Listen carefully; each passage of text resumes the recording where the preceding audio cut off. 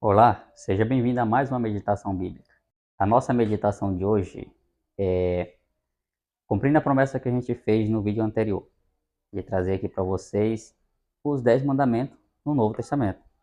Muito bem. Olá, querido ouvinte. Estamos aqui para passar os 10 mandamentos no Novo Testamento. Como a gente deixou no vídeo anterior, nós vamos começar no livro de Atos, capítulo 15, verso 20. Para você que ainda não conhece os 10 mandamentos na sequência, você pode abrir a sua Bíblia também no livro de Êxodo, capítulo 20, a partir do versículo 1. E você vai ver a sequência correta dos mandamentos. Aqui a gente vai passar ele no Novo Testamento na sequência correta também. Mas caso você queira comparar e acompanhar, pode abrir lá no livro de Êxodo 20 e acompanhar por lá também. O primeiro mandamento, em Atos 15, versículo 20, ele diz assim: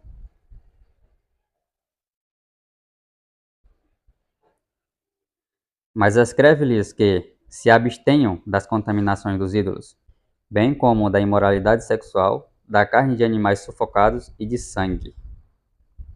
O primeiro mandamento diz: não tem outros deuses adiante de mim, né?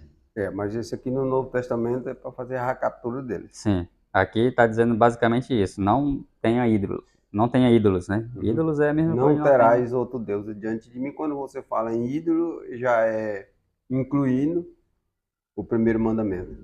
Ídolos é a mesma coisa de deuses, outros deuses. Até porque tudo aquilo que você estima como mais importante na sua vida é o seu Deus.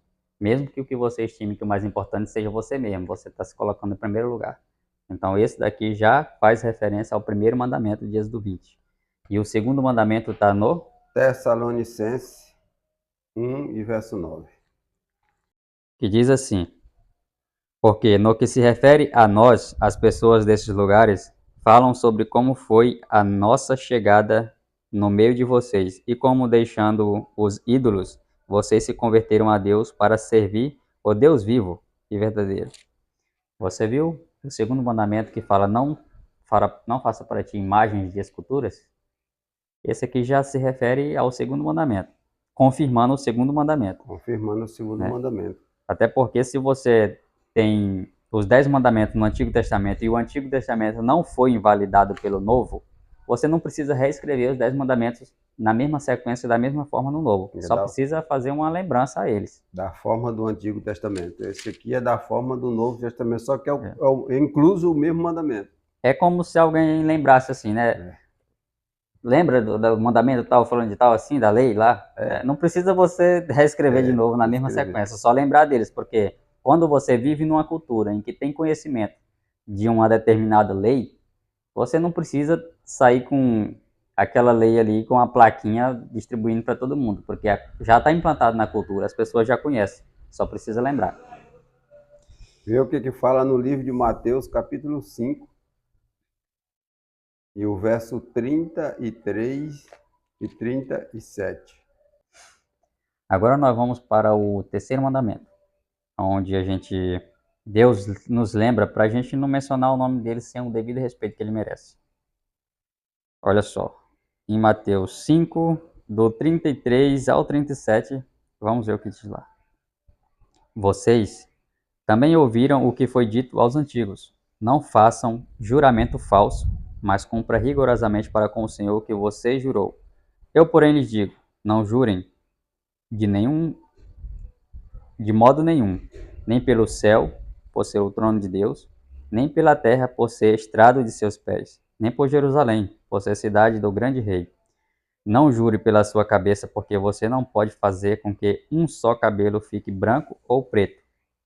Que a palavra de vocês seja sim, sim, ou não, não. O que passar disso vem do maligno. Você viu tanto que a nossa palavra é importante? A gente não pode ficar por aí desperdiçando palavra, falando coisas sem necessidade. Eu conheço pessoas que têm o hábito de falar o nome de Deus por tudo. Jesus, o nome ficou tão comum na boca dela que ela não sabe nem o significado. E Deus disse que não deixará sem punição aquele que usa o nome dele sem um devido respeito que ele merece. Por isso, se você não for invocar o nome de Deus para algo de sua devida importância, evite ficar chamando o nome de Deus sem necessidade e sem o devido respeito que ele merece. Aqui está o terceiro mandamento no Novo Testamento. Terceiro mandamento no Novo Testamento e assim, você pode dizer assim, eu não posso mais chamar o nome de Jesus Cristo. Não pode sim, mas de acordo com a sua necessidade. Agora vamos para o quarto mandamento. O quarto mandamento está no livro de Atos 16. E o versículo 13. Aqui diz assim, lembra-te do dia de sábado para santificar. Hebreus, depois nós vamos lá para o livro de Hebreus, capítulo 4, verso 4 a 6. O dia que foi necessário que Deus falasse para que os judeus lembrassem, porque eles tinham esquecido. E quando você vê tudo o que aconteceu na história da escravidão do Egito, você vai entender por que eles esqueceram. Se você ler a história, você vai ver. Foram muitos anos de escravidão e na escravidão eles não tinham a liberdade de adorar a Deus da forma como Deus pede. Por isso eles esqueceram. Olha o que diz aqui. No sábado, saímos da cidade para a beira do rio, onde nos aconteceu haver um lugar de oração. E assentando-nos, falamos às mulheres que haviam se reunido ali. Porque no sábado, né? Ele está lembrando no sábado. Porque no sábado o costume dos judeus era parar com as suas atividades diárias e buscar um tempo para adorar a Deus, né? Cultuar, embora que não tivesse uma sinagoga preparada, mas cultuava debaixo de uma árvore, na beira do rio. Eles paravam para louvar a Deus. É igual quando como tem algumas passagens que fala que como era de costume, como era de Paulo. Ou seja, Jesus, quando algumas menções que falam a respeito dele, quando era de costumes, ele foi aos sábados na congregação para ensinar do evangelho, enfim, aqueles detalhes. Aí você vê que ele está relembrando que o costume do povo de Deus aos sábados é parar e se reunir para adorar o nome de Deus. O próximo mandamento está no livro de Hebreus, capítulo 4. Nós estamos ainda falando do sábado ou é falando sábado ainda. O hebreu é um complemento que interage com o livro de Atos. Hebreus 4, do 4 ao 6, que diz assim. Porque em certo lugar, assim disse a respeito do sétimo dia. No sétimo dia, Deus descansou de todas as obras que tinha feito. E novamente no mesmo lugar, não entrarão no meu descanso. Visto, portanto, que resta entrarem alguns naquele descanso, e que por causa da desobediência não entraram aqueles aos quais anteriormente foram anunciadas as boas novas. Mais um versículo que complementa aqui a leitura que a gente acabou de fazer a respeito do sábado. Do sábado. Eu acho que esse verso aqui é uma corregedoria no livro de Hebreus, corrigindo a leitura quase dos 4 mandamentos que chegou até aqui, porque é uma leitura que ela está muito clara. É igual que tem algumas pessoas que parece que elas dizem que não tem menção sobre o sábado no Novo Testamento, né? Mas eu acho que é porque ela não leu ainda o Novo Testamento. Também não leu, né? Mas com isso, meu querido ouvinte, você procura no livro de Hebreus 4, verso 4 a 6, que você vai... Isso é no Novo Testamento. Agora vamos entrar no mandamento que pertence aos homens. Até porque esses primeiros 4 mandamentos aí, que faz referência aos 4 mandamentos de Êxodo 20, é destinado a Deus. Amor a Deus em primeiro lugar, acima de todas as coisas, de todo o entendimento, de toda a tua força. E ao teu próximo, como a ti mesmo, a gente vai entrar agora nesse contexto. Porque o mandamento que pertence aos homens, não matarás. Mateus capítulo 5, verso 21 a 22. E o mandamento que fala sobre não matar, diz o seguinte, no Novo Testamento, Mateus 5 e 21, diz assim: Vocês ouviram o que foi dito aos antigos, não mate. E ainda, quem matar está sujeito a julgamento. Diretamente, né? Esse aqui ele nem falou de uma forma assim... nem arrodeou. Não, ele falou igualzinho o mandamento que estava lá. Você viu? Igual, ele até repete assim, vocês ouviram o que foi falado a respeito, né? Não mate. Já é um mandamento já antigo ele. Qualquer um que matar está sujeito a julgamento.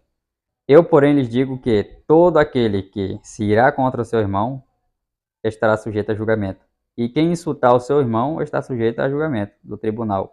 E quem chamar, e quem o chamar de tolo está sujeito ao fogo do inferno. Parece até um pouco mais grave chamar alguém de idiota, né, de tolo, do que matar essa pessoa. Tem umas palavras que elas vão direta, elas não têm assim como você amenizar ela e falar uma palavra melhor, ela já vai direto. Mas com essa leitura aqui, a pessoa pode pensar assim, tá melhor matar do que xingar a pessoa, nesse caso. Nós vamos para o próximo mandamento, que se refere ao ser humano. Ao ser humano. Não adulterarás. O mesmo Mateus 5 e o verso 27.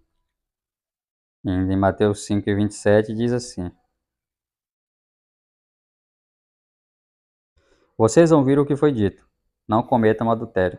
Eu, porém, lhes digo que todo que olhar para uma mulher com intenção impura já cometeu adultério com ela em seu coração. Esse versículo aqui é bem interessante, porque lá na lei fala só, em Êxodo 20 só diz assim, não adultere. Ou seja, se você é casado, tem sua esposa, não vá atrás de outra. Fique só com a sua esposa, não traia ela com outra mulher. O que que acontece? Tá simples de entender. Mas quando você vem aqui para Mateus 5 e 27, ele fala que você estando com a sua esposa, você sendo casado, tendo um compromisso com ela, só em você olhar para uma outra mulher que não é a sua, e você já desejar essa mulher para você, já Cometeu o adultério.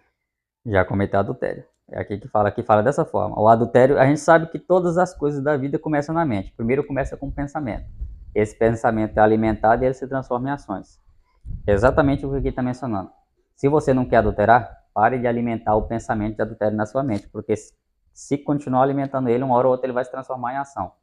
É por isso que você pode muito bem olhar para uma mulher que não seja a sua e restringir, reprimir o pensamento de desejá-la para você. Leva prática, leva tempo, mas é possível. Com a ajuda de Deus tudo é possível.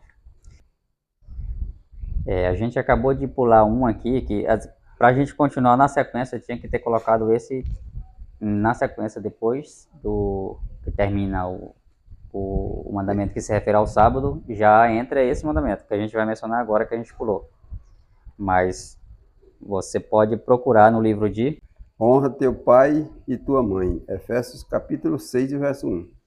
Diz assim no versículo: Filhos, obedeçam aos seus pais no Senhor, pois isto é justo.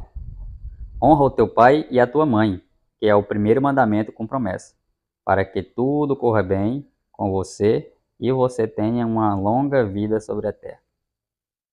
Para você que diz que os mandamentos não estão no Novo Testamento, vai dando uma olhada. Eu aconselho você ler o Novo Testamento antes de mencionar essas coisas. Está tudinho lá dentro. Não na mesma sequência. E tão bem organizadinho quanto o Êxodo 20.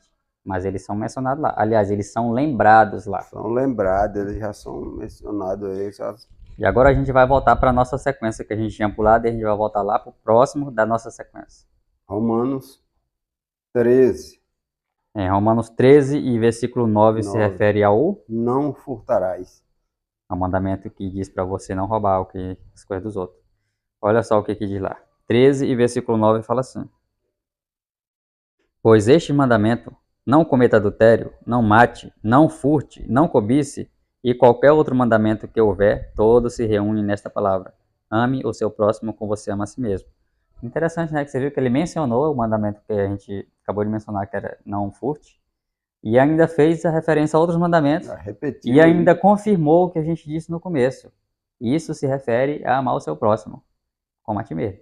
Muita gente pensa que amar o próximo é uma coisa difícil, e a Bíblia diz que não é. Porque o nosso instinto natural, a gente já nasce com isso no DNA, é da autopreservação.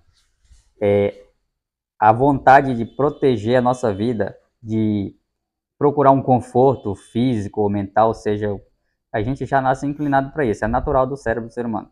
E Deus só pede que a gente faça com as outras pessoas da forma como a gente gostaria que fosse feito com a gente. E os mandamentos estão aqui para lembrar a gente disso. Então, vamos para o próximo mandamento no Novo Testamento. Marcos, capítulo 10, o verso 19. Em Marcos 10, versículo 19, fala assim, dirás falso testemunho. 10 e 19. Você conhece os mandamentos: não mate, não cometa adultério, não furte, não dê falso testemunho, não defraude ninguém, honra teu pai e tua mãe. Enfim, ele de novo relembra alguns dos outros mandamentos e fala sobre o mandamento de não dizer falsos testemunhos. Ou seja, um falso testemunho é o quê? Uma coisa que não é verdadeira, é mentira. Para ser mais simples, ele diz assim: não minta. Não minta, que a sua palavra seja verdadeira. Para você refletir o caráter de Jesus, que é um dos requisitos principal para você entrar no céu, você precisa ser verdadeiro. Porque Jesus é a verdade. Você vai encontrar referências sobre isso na Bíblia. Ele é a verdade absoluta. E aquele que não imitar o caráter de Jesus não entra no reino de Deus. Porque lá é um reino de pessoas que passaram a sua vida trabalhando, se esforçando para refletir o caráter de Jesus. E para refletir o caráter de Jesus, a sua palavra tem que ser verdadeira. Você não pode contar uma mentira, nem que essa mentira seja para defender a sua própria vida. Porque se você fizer isso, você já está se tornando servo de Satanás, que ele é o pai da mentira. Por isso é tão importante falar sempre a verdade, não importa a circunstância. A verdade é uma das principais características de um cristão que está se esforçando para imitar o caráter de Jesus. E o nosso próximo mandamento está no livro de Romanos 7 e 7. Esse é o último, né? Esse é o último. Romanos 7 e 7. e 7. Em Romanos 7 e 7 diz assim: não cobiçarás.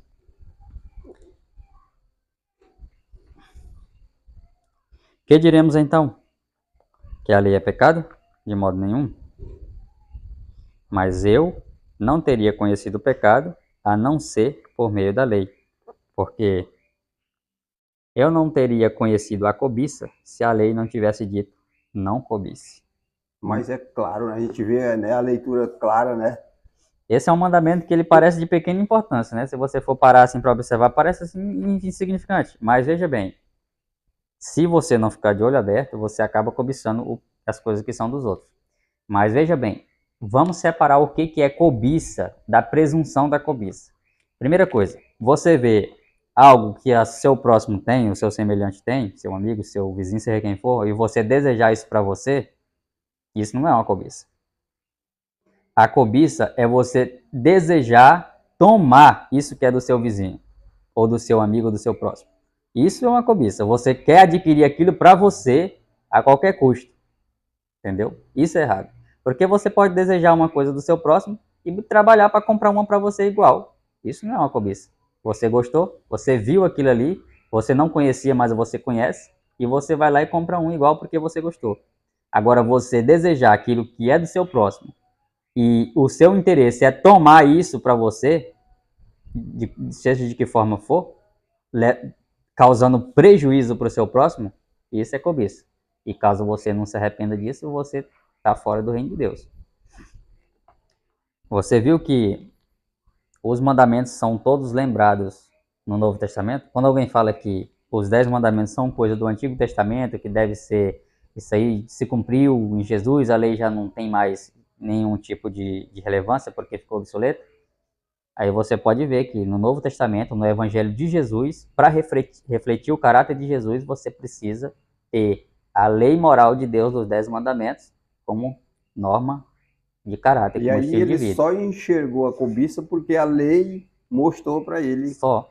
É igual você diz, mas a lei não tem mais relevância. Então, como é que você vai saber que cobiçar, mentir, matar, roubar, essas coisas todas, transgredir o sábado, como é que você vai saber como que você vai saber o que é pecado se a lei não diz para você o que é? Porque pecado, segundo a Bíblia, é desobediência à lei de Deus.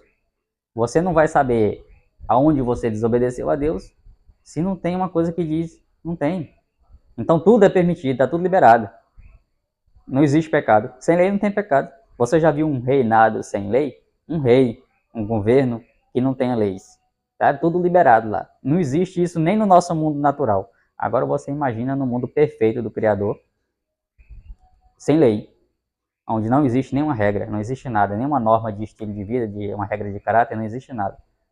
Isso é ensinamento da serpente. É a serpente que ensina essas coisas, que existe um mundo sem lei, na liberdade suprema. Não existe isso, nem agora e nem na eternidade. O nosso Deus eterno, ele tem as leis dele, que são mencionadas na Bíblia. É nosso direito e nosso dever ter conhecimento dessas leis e de extrema importância obedecer a essas leis, não como norma para entrar no céu, porque a obediência da lei não nos dá direito a entrar no céu. O que nos dá direito a entrar no céu é o sacrifício de Jesus por nós, para que a gente possa ter perdão pelos nossos pecados, que são a transgressão da lei, por meio do arrependimento, do verdadeiro arrependimento. Porque o verdadeiro arrependimento é aquele que você se arrepende e abandona aquilo que você estava fazendo de errado. Porque se você diz que se arrependeu, mas não abandonou o que estava fazendo de errado, não abandonou a transgressão da lei, você não se arrependeu. O arrependimento é aquele que abandona. E só para confirmar o que a gente acabou de falar aqui, você pode pegar a sua Bíblia bem, e para caso você tenha dúvida ainda, né? Eu espero que não tenha. Abra a sua Bíblia no livro de Mateus 5, versículo 17, e você vai ver a seguinte passagem lá. Não pense que vim revogar a lei ou os profetas. Não vim para revogar, mas vim para cumprir. Porque em verdade lhes digo, até que os céus e a terra passem, nem um i ou um tio jamais passará da lei, até que tudo se cumpra. Isso aqui não é palavra de um profeta, de um discípulo, de um apóstolo, não. Isso aqui é a palavra de Jesus. E Jesus é o Rei dos Reis, Rei do universo, com toda a autoridade no céu e na terra, e nas águas debaixo da terra, em toda parte. E ele disse que a lei, ele não veio revogar, não. Ele não veio anular a lei. Ele só veio cumprir a lei, mostrar para as pessoas que a lei pode ser cumprida, que a lei é a norma de caráter exigida pelo céu. Ele veio para fazer essas coisas, para dar o exemplo para nós. Um exemplo de um estilo de vida que agrada a Deus. E aí fica a meditação para você. Eu espero que você tenha compreendido, que você procure mais conhecer as verdades que tem na Bíblia, porque o tempo de você buscar conhecimento sobre Deus está acabando, e quando ele acabar, tudo que vai sobrar é arrependimento. E um arrependimento do qual talvez não tenha mais volta. Porque quando o Espírito Santo se retirar da terra, ninguém mais terá a oportunidade de escolher entre servir a Deus e entre não servir, entre fazer agora ou deixar para depois. É por isso que eu digo, o tempo que nós temos é hoje. Amanhã a gente nem sabe se vai estar aqui entre os vivos. Procura o livro de João 14, verso 6, para você fazer uma meditação, que não há outro tipo de salvação, não há outro caminho, não há outra esperança a não ser Jesus Cristo.